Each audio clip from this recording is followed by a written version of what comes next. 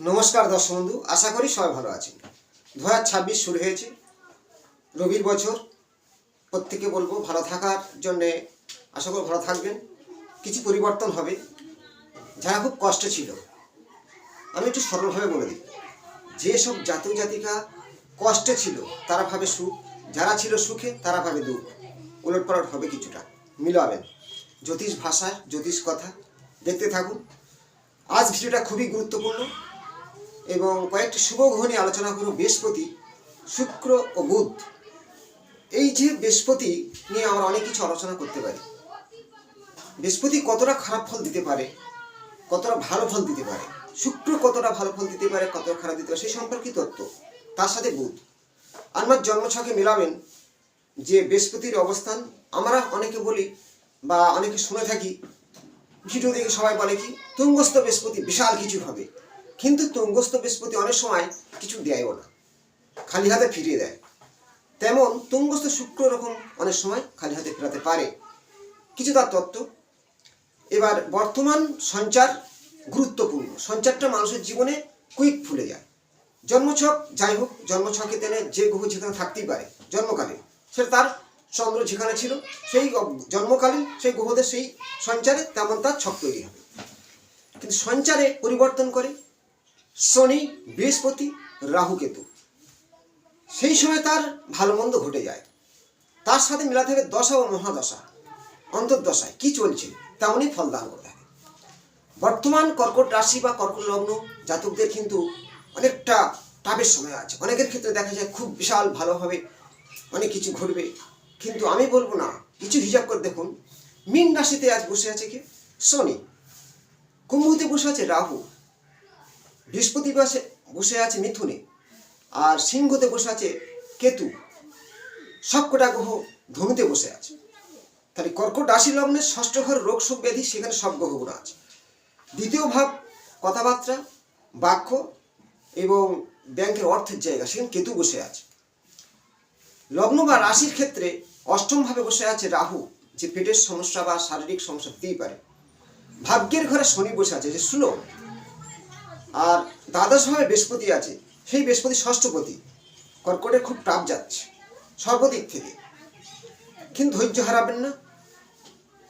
3 মাস পর থেকে, এই 26-এর 3 মাস পর থেকে বৃহস্পতি তুঙ্গস্থ অবস্থায় কর্কট রাশিতে গমন করবে। যদি তার নক্ষত্র অনুযায়ী ততটাই ফল পাবেন। কিছুটা মনের জোর রাখুন। মীন রাশি 7.5, মেষের 7.5, কুম্ভ 7.5। 7.5 ভয় পাওয়ার কোনো কারণ নেই, ভালো কিছু হতেও পারে। যাই হোক, আমি আজ যে আলোচনা করব তুঙ্গস্থ বৃহস্পতি কতটা ভালো হতে পারে। আর মূল আলোচনা হলো নাগদোষ। যদি কারো জন্মছকে নাগদোষ থেকে যায়, এই নাগদোষ সম্পর্কে একটা গভীর তত্ত্ব, সে তার কাটানো উপায় লাস্টে আমি জানাবো। জীবনে এই নাগদোষ থাকলে উত্থান থেকে পতন হয়ে যায়, অনেক কিছু হারিয়ে যায়। এই নাগদোষটা শাস্ত্র মতে কিছু গল্প আছে, ছোট্ট একটা পয়েন্ট শোনাবো এবং নাগদোষ কাটানোর উপায় বলে দেবো। প্রত্যেকের অনুরোধ আমার ভিডিও শেয়ার করবেন, লাইক দেবেন। এই 12টা ভাবকে দেখুন, 12টা কালপুরুষের 12টা ঘটকে বলা হয় 12টা রাশির লগ্ন। তাহলে নাগদোষ আমাদের কিভাবে সৃষ্টি হয়, তত্ত্বটা অনেক বড়। আমি ছোট্ট একটা বৃহস্পতির উপর থেকে দেখাবো। আমরা আলোচনা করি তুঙ্গস্থ গ্রহ বৃহস্পতি, বিরাট কিছু জেনে নিন। কর্কট রাশি বা লগ্ন বলা হয়, এখানে লগ্ন থাকলে লং আর চ থাকলে রাশি। তাহলে এই কর্কট রাশিতে বৃহস্পতি কি হয়, তুঙ্গস্থ থাকে। কিন্তু ওই বৃহস্পতি যদি অশ্লেষা নক্ষত্রে থাকে, তাহলে সেই বৃহস্পতি কিন্তু নাগদোষ সৃষ্টি হয়ে গেল, নাগদোষে পরিণত হলো। কারণ ওই নক্ষত্রের দেবতা হলো অনন্ত নাগ। এই অনন্ত নাগ ওই নক্ষত্রের দেবতা। সেই অনন্ত নাগ বৃহস্পতির সাথে যুক্ত হওয়ার কারণে, নক্ষত্রের নাশন পাওয়ার কারণে নাগদোষ সৃষ্টি হলো। যদি কারো জন্মছকে নাগদোষ থাকে, আপনি হতাশ হয়ে যাচ্ছেন, জ্যোতিষী বলছে তোমার গ্রহ তুঙ্গস্থ বৃহস্পতি তোমার ছকের মধ্যে আছে। আপনার যে কোনো লগ্ন বা রাশি হোক, তুঙ্গস্থ বৃহস্পতি আছে কর্কট রাশিতে, গাড়ি হবে, বাড়ি হবে, জীবনে অনেক শিক্ষা লাভ হবে। কিন্তু তার বিপরীত হচ্ছে, আপনার এই দোষটা কি আছে, নাগদোষ কাটান করবে, জানাবো, ধৈর্য ধরে দেখুন। এই নাগদোষ থাকার মূল কারণ দেবতাদের গুরুদেব বৃহস্পতি, তিনি সবসময়ের জন্য প্রত্যেকের হিত চান, হিত মানে ভালো চায়, বিপদ থেকে রক্ষা করে। তেমন ওই বৃহস্পতি যখন নাগপাশে বন্দী হয়, ভগবান শ্রী রামচন্দ্র নাগপাশে বন্দী হয়েছিল, তেমন নক্ষত্র কানেকশন নাগপাশে বন্দির মতো একরকম। তাহলে সেই বৃহস্পতি ওই যে নক্ষত্র কানেকশন পাচ্ছে দেবতাকে, নাগ দেবতা, তাহলে অনন্ত নাগ। তাহলে এখানে নাগদোষ সৃষ্টি হওয়ার মূল কারণ জেনে নিন। আবার কিছু তথ্য দেখুন, এই বৃহস্পতি কোনো রকম 0 ডিগ্রি আছে, এর জিরোটা হলো 0 ডিগ্রি আছে, সে কিন্তু দুর্বল। তাহলে একটা দুর্বল ব্যক্তি 100 কুইন্টাল মাল নিয়ে সিঁড়ি ভেঙে উঠতে পারবে না, তেমন বৃহস্পতি কাজ দেবে না, এটাই বাস্তব। 0 ডিগ্রি তুঙ্গস্থ ঘরে বসেছে, কিন্তু ডিগ্রিটা হলো 0, 1, 2 বা ডিগ্রি পার হয়ে 27 হয়ে গেছে, বিদ্যা হয়ে গেছে। এই ভাবের ও বিচার, নক্ষত্র কানেকশন ও ডিগ্রিগত মান ততটাই কাজ করবে। এবার এই বৃহস্পতি দেখো রাহুর দৃষ্টি পড়ছে, ধরা যাক এই রাহু এখান থেকে সপ্তম দৃষ্টি বৃহস্পতির উপরে, এই বৃহস্পতির উপর দৃষ্টি, রাহু পূর্ণ দৃষ্টি আছে। একে কি বলা হয়? গুরু ও চণ্ডাল দোষ। তাহলে সেই বৃহস্পতি কোনো রকম যদি কোনো দোষ, আমরা দোষ বলে বিভিন্ন আলোচনা করি জ্যোতিষশাস্ত্রে, কিন্তু দোষ নয়, যোগ সৃষ্টি করা হয়। তাহলে এই যোগ বা দোষের মাধ্যমে আমরা বৃহস্পতি কিন্তু কোনো রকম তুঙ্গস্থ থেকেও কোনো কাজ দিতে পারবে না। অনেকের জন্মছকে দেখা গেছে বৃহস্পতির সাথে রাহুযুক্ত, তাতে আমরা বলি কি গুরু চণ্ডাল দোষ, বুঝায় না, ওটাকে একটা মারাত্মক দোষ। জীবনে একবার বদনাম, পিতৃদোষ, আগের জন্মের কিছু সাপ, আগের জন্মের এই যে বললাম যে সর্পদোষটা হওয়ার কারণ জানেন, আপনার এই জন্মে নয়, আগের জন্মে হয়তো সাপেদের উপরে অনেক অত্যাচার করেছেন। কিভাবে? সাপ দেখেই মাত্র মেরে দিয়েছেন, সে আর কোনো দোষ নেই, সে যাচ্ছাকে অ্যাটাক করেছে। সাপ মারা কিন্তু একটা দোষ সৃষ্টি হয়। তেমন শনির সাথে যেমন কেতু থাকে, সাধু সর্পদোষ সৃষ্টি হয়। পরীক্ষিত রাজার গল্পে এটা শাস্ত্র মতে আছে।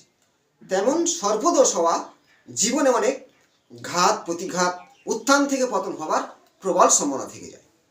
তাহলে আমরা দোষ সম্পর্কে জানলাম। এবার আমি কিছু দুস্থান ঘর নিয়ে বলবো। আমরা ভয় পাই 6, 8, 12 ভাবে, যেই অষ্টমে গ্রহ আছে কিছু খারাপ ঘটে যাবে, কিছু ভালো আছে। 6 নম্বরে এইরকম বিশাল রোগে পড়ে যাবে, দ্বাদশে প্রচুর ব্যয় হয়ে যাবে, জেল হয়ে যাবে, কিন্তু কিছু ভালো গ্রহর ভালো ফল আছে। আপনার লগ্ন ধরা যাক মেষ, তাহলে অষ্টম ঘরে শুক্র আছে, বা আমার যে কোনো লগ্ন হতে পারে। আর এখানে থেকে লগ্ন হলে অষ্টমে শুক্র বসে আছে বুধ যুক্ত হয়ে, তাহলে সেই বুধ মীন রাশিতে তুঙ্গস্থ হয়, আর সেখানে শুক্র সাথে থাকলে কি হবে? শুক্র বুধের একটা, আমাদের ভাষায় আমি বলি লক্ষ্মীযোগ, আবার ওটাকে বলা হয় নিজভঙ্গ রাজ্য। আবার নিজভঙ্গ 6ষ্ঠ অষ্টমে কানেকশন নিজভঙ্গ হয়। এবার অষ্টমে শুক্র নিয়ে বলবো, শুক্র একটা শুভ গ্রহ, আমরা যে কোনো ভাবে থাকতেই পারে অষ্টম ভাবে। যদি সেই শুক্র, যেমন বৃহস্পতি সাপ, এই যে সর্প দোষটা হলো, শুক্র যদি কোনো দূষিত হয়, কিভাবে দোষ বুঝবেন? শুক্র শনির নক্ষত্রে, মঙ্গলের নক্ষত্রে, বা ওই শুক্র কেতুর নক্ষত্রে বসে আছে, কেতুর নক্ষত্রে শুক্র বসে আছে অষ্টম ভাবে, আপনার কিন্তু মারাত্মক সমস্যা আসবে। কেমন? এই যে যৌন রোগ হওয়া, একাধিক সম্পর্ক গড়ে ওঠা, তার থেকে বদনামে জড়িত হয়ে নিজেকে হঠাৎ করে মৃত্যু হতে পারে, বিষিকরা হতে পারে। কেতুর নক্ষত্রে শুক্র, কিন্তু সেই সম্পর্ক বিপদে ফেলতে পারে। যদি ওই শুক্র বুধযুক্ত হয়ে অষ্টমে থাকে, দুজনের মধ্যে কেউ তুঙ্গস্থ থাকে, তাহলে আপনার গোপন কোনো বিদ্যায় পারদর্শী হওয়া, নিজের চেষ্টায় ভাগ্য গড়া, গাড়ি বাড়ি হয়ে যেতে পারে। ওই অষ্টমে শুক্র ভালো ফল দেবে। শুক্র হলো ভোগের গ্রহ, ভোগ বিলাসী দেবে, আপনার জীবনে প্রচুর উন্নতি দিতে পারে ওই শুক্র। তেমনি যদি অষ্টমের ঘরের যে মালিক দ্বাদশে বসেছে, দ্বাদশের মালিক অষ্টমে এসেছে, আর ষষ্ঠের মালিক অষ্টমে গেছে, তাহলে একে বলা হয় নিজভঙ্গ রাজ্য সৃষ্টি হয়। আবার কিন্তু নিজভঙ্গ রাজ্য পূর্ণ আকার ধারণ করে মঙ্গলের একটা দৃষ্টি বিনিময় হয়ে থাকে। যাই হোক, শুভ গ্রহ শুভ ফল, অশুভ গ্রহের অশুভ ফল আমরা বলে থাকি, কিন্তু শুভ গ্রহ হয়েও যদি পাপকৃত হয় বা কোনো দোষ সৃষ্টি হয়, সেই নক্ষত্রের কানেকশনটা অনেকটা গুরুত্ব আছে। যেমন আমি বৃহস্পতি কিনে দেখালাম, যে এই বৃহস্পতি অশ্লেষা নক্ষত্রে যুক্ত হয়ে বসেছে কর্কট রাশিতে তুঙ্গস্থ বৃহস্পতি। তাহলে এই প্রশ্ন অনেকের থেকে যায়, তুঙ্গস্থ বৃহস্পতি কেন ফল দেয় না, কেন ফল দেয় না, এই আফসোস থাকে। আমি ভেঙে বললাম যে অনেকটা গভীরের জিনিস। এই যে দোষটা খুবই ভয়ঙ্কর। আপনার এক গাড়ি বাড়ি আছে, একদিনকে ওই গাড়ি বাড়ি ধ্বংস হবে, প্রচুর ঋণে জড়িয়ে যাবে, উত্থান থেকে পতন হতে পারে। কিন্তু একটা সাপ, এই সর্পদোষকে সাপ বলা হয়। এই সর্পদোষ আগের জন্মের আমার ফল। বুঝবে কি করে? ডেট অফ বার্থ নেই, তুঙ্গস্থ বৃহস্পতি নেই, জানার কোনো প্রয়োজন নেই। যদি দেখেন আপনার প্রথম জন্ম থেকে কোনো সমস্যা হয়নি, ঠিক 40 বছর বয়স হয়েছে, গাড়ি হয়েছে, বাড়ি হয়েছে, অর্থ হয়েছে, অনেক কিছু হয়েছে, প্রচুর সুনাম হয়েছে, 40-এর পর থেকে হঠাৎ আস্তে আস্তে ধীরে ধীরে মানে সম্পত্তি বিক্রি হতে চলেছে, ব্যবসাটা ডুবে যাচ্ছে, মানে সন্তানদের সঙ্গে সম্পর্ক নষ্ট, আত্মীয়ের সঙ্গে সম্পর্ক নষ্ট হয়ে যাচ্ছে, শারীরিক লোহার পয়সার বিভিন্ন রোগে জব্দ হয়ে যাচ্ছেন, লিভারে একরকম বৃহস্পতি দেয়, লিভারে ঘা, শরীর কিছু খেতে পাচ্ছেন না, শরীর অসুস্থ, অর্থ প্রচুর ব্যয়, বিভিন্ন মেডিকেল থেকে কিছুতেই বেঁচে উঠতে পারছেন না। এই যে পতনের রাস্তা, উত্থান থেকে পতন, জানবেন আপনার এই সর্পদোষ আছে। বা কিছুতেই আপনার শত্রু কিছুতেই পিছু ছাড়ছে না। এই সর্পদোষ থাকলে সামনে পিছনে শত্রু সবসময় লেগে থাকে, পা ফেললে শত্রু, এর দ্বারাই মানুষ জর্জরিত হয়ে যায়। সিম্পল বুঝে নিতে পারবে যে আপনার এই সর্পদোষটা আছে। খণ্ডন করার উপায় জ্যোতিষশাস্ত্রে অনেক কিছু আছে, আমি একটা ভালো খণ্ডনের উপায় দেবো। এই সর্পদোষ কাটানোর উপায়, বিষ্ণু মন্দির যেখানে আছে সেখানে গিয়ে তুমি প্রতিটা রবিবার বিষ্ণু মন্দিরে গিয়ে পূজা দেবেন। যদি মন্দিরে না যেতে পারেন, বিষ্ণুদেবের একটা মূর্তি বাড়িতে রেখে প্রতিদিন বিষ্ণু মন্ত্র পাঁচিতে দেওয়া আছে, বা একটু চাষ করবেন, পাবেন। এই বিষ্ণুদেবের আরাধনা কী দিয়ে করতে হবে? সাদা ফুল দিয়ে। সাদা ফুল দিয়ে, যদিও সাদা ফুল অনেক রকম আছে, কিন্তু বেশিরভাগ ক্ষেত্রে সাদা আমরা মানে যে ফুলের নামগুলো বলবো, কেটে ফুল সাদা হয়, হ্যাঁ, রজনীগন্ধা সাদা, কিন্তু রজনীগন্ধা ফুল পুজোতে দেওয়া হয় না, সুন্দরী সেন্ট আনার জন্য। আরও কিছু ফুল আছে ওই সাদা টাইপের ছোটো ছোটো ফুল, সেই ফুলগুলো দিয়ে, বিষ্ণু সাদা ফুল পছন্দ, দিয়ে পুজো করবেন, বিষ্ণু মন্ত্র জপ করবেন, নারকেল দেবেন, কিন্তু নারকেল দিয়ে, সাদা চন্দন দিয়ে আপনার এই সর্পদোষ কেটে যাবে। পারলে কালেশ্বর মন্দিরে গিয়ে একবার পুজো করে আসবেন, আপনার এই সর্পদোষটা কাটবে। আর একটা বলে দিই, রূপোর ভালো সাপ বানাবেন, রূপোর সাপ। যেখানে শিবলিঙ্গ পাবেন সেই শিবের মাপে ততটাই রূপোর সাপ দিয়ে আসবেন, আপনার এই সর্পদোষটা কাটতে বাধ্য হবে। আশা করব আমার ভিডিওটা দেখে ভালো লাগে, লাইকটা করবেন, শেয়ারটা করবেন, ভালো থাকবেন।